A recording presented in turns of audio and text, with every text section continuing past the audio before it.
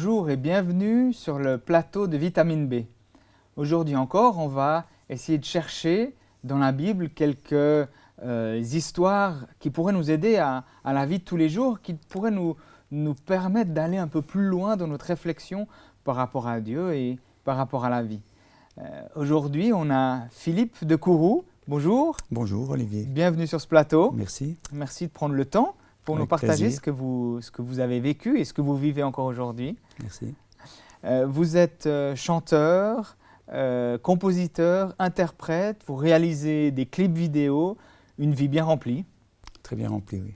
Oui. Vous faites des concerts aussi régulièrement? Oui, oui, tout à fait. Je suis à plein temps dans ces activités de chanteur engagé depuis bientôt 5 ans maintenant. J'ai cru comprendre aussi que vous êtes marié, vous avez des enfants. 4 enfants, ados et jeunes adultes. D'accord, j'imagine que ça me demande aussi un petit peu d'énergie. Mais oui, mais c'est beaucoup de plaisir surtout. C'est chouette. Beaucoup de bonheur. Vous nous avez proposé un texte qui est dans le premier livre de Samuel, au chapitre 17, que je vais lire maintenant. David dit encore : « L'Éternel qui m'a délivré de la griffe du lion et de la patte de l'ours me délivrera aussi de la main de ce Philistin. » Et Saül dit à David : « Va, et que l'Éternel soit avec toi. » Pourquoi avez-vous choisi ce texte ? C'est un texte, donc c'est l'histoire de David contre Goliath, de David qui va affronter Goliath, et puis un texte qui me parle beaucoup, que je cite beaucoup et dont je m'inspire beaucoup, parce que dans cette histoire, quand David, qui est un jeune homme, 13 ou 14 ans à peu près, arrive sur le champ de bataille, et il y a un seul homme qui défie l'armée de Dieu, un géant qui, selon les estimations de l'époque, on estime à 2,60 m ou 2,80 m.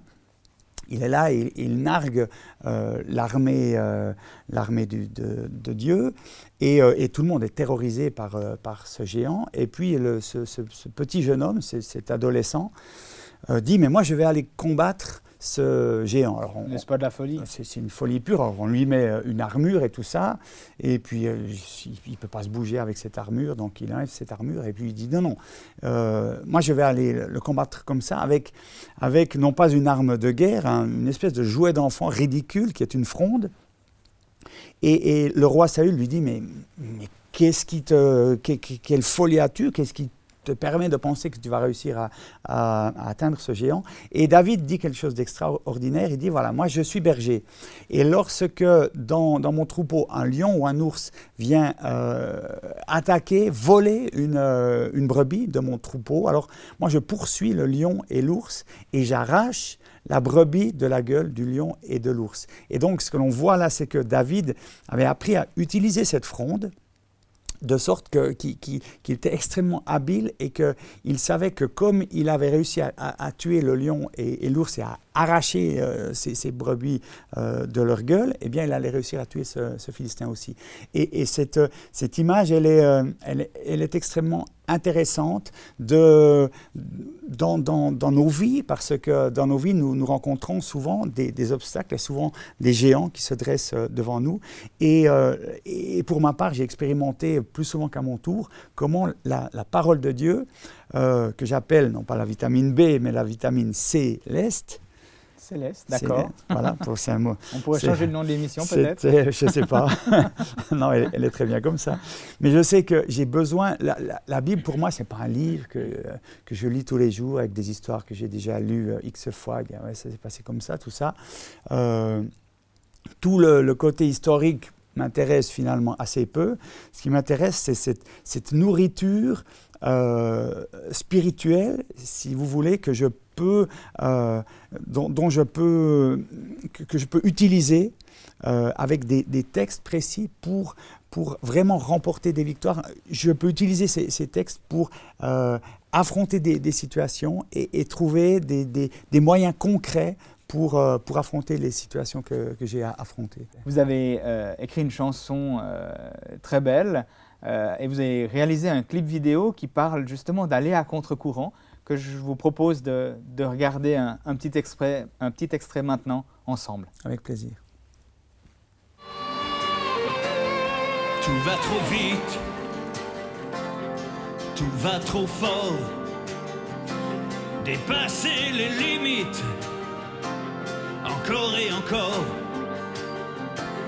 Ce monde est fou, rien ne l'arrête. Plus de tabous, les hommes sont tombés sur la tête. Combien de murs, combien de chaînes, tant de blessures et tant de haine.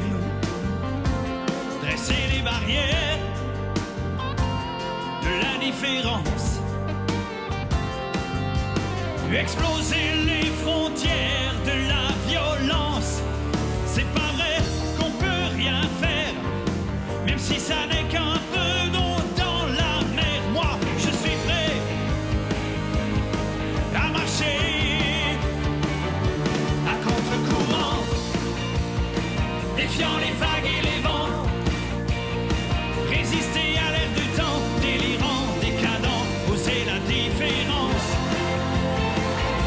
À contre-courant, défiant les vagues et les vents, arracher des innocents de la gueule des géants et briser les silences.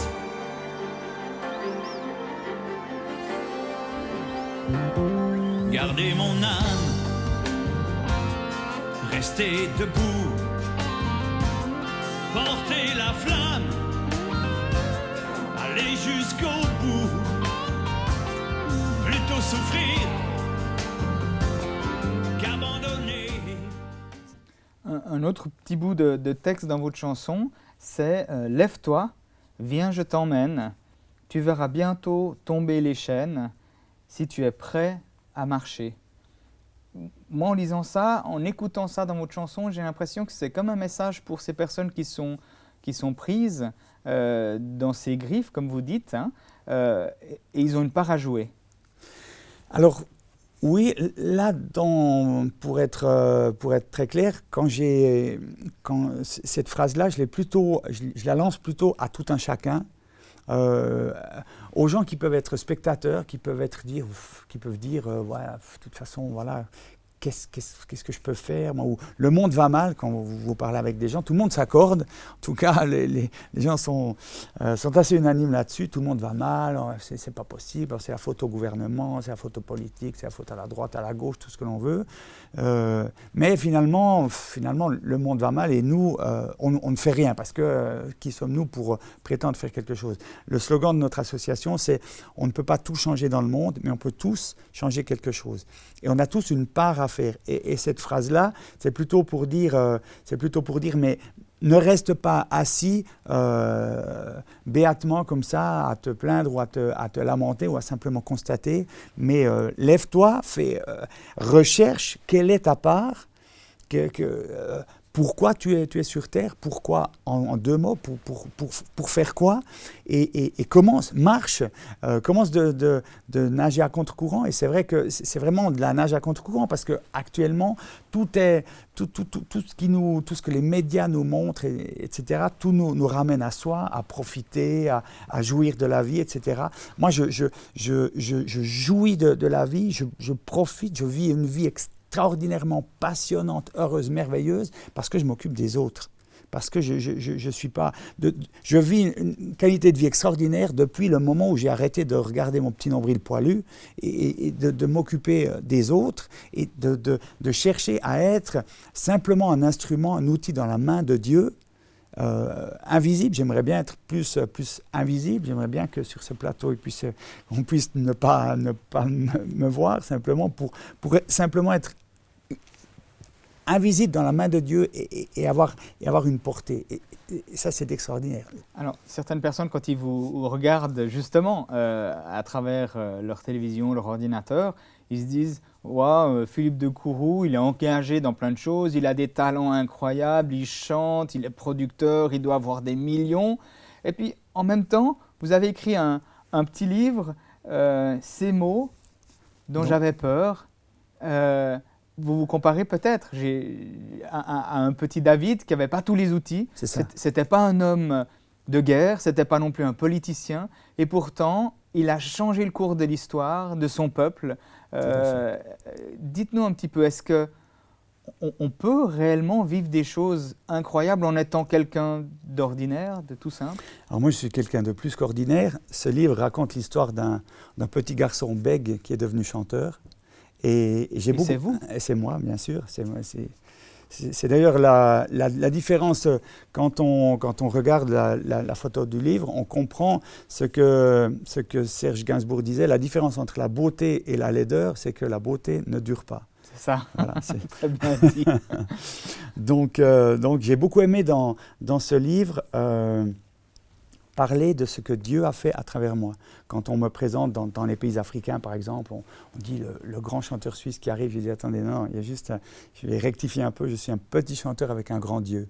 Et je suis vraiment, je pèse mes mots quand je parle de ça, je suis souvent ému aux larmes et j'en ai pleuré parfois de savoir, de réaliser ce que Dieu a fait à travers moi, simplement à partir du jour où je l'ai laissé ma vie, où j'ai dit que je l'ai laissé être le Seigneur de ma vie.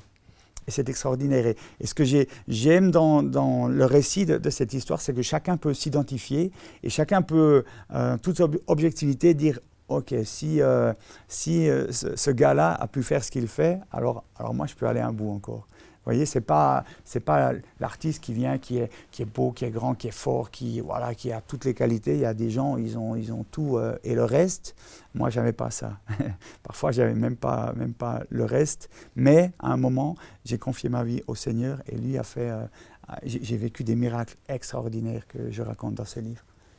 Ça fait envie de le lire. Puis en même temps, c'est défiant de se dire mais et moi et nous là, vous écoutez. Est-ce qu'on peut réellement aller à contre-courant de ce que le monde nous dit? Oui, c'est un choix. C'est le choix de la foi. La foi, pour moi, la foi, c'est un choix. Il n'y a jamais rien qui m'est tombé dessus comme ça, où j'ai entendu une voix, j'ai ressenti une chaleur, une présence, Dieu s'est révélé comme ça. Jamais, jamais. Je connais des gens qui l'ont vécu, moi, je ne l'ai pas vécu. Moi, j'ai lu la Bible, j'ai lu ces textes et j'ai choisi d'y croire. Simplement par un acte de volonté, j'ai choisi de croire ça. Ok. Il y a plein de choses que je ne comprends pas, mais comme un petit enfant, naïvement, je choisis de croire à cela. Et peu à peu, j'ai vécu les choses auxquelles j'avais cru. Et je suis arrivé à un stade où simplement, tu as vécu des choses tellement tangibles, tellement concrètes que tu ne peux plus douter. Le doute, je peux douter de tout, du monde entier, de moi, mais de Dieu, je ne peux pas douter. De la véracité de la parole de Dieu, je ne peux plus douter parce que je l'ai expérimenté. Philippe de Courroux, le temps nous manque, on aimerait avoir un entretien encore plus long avec vous.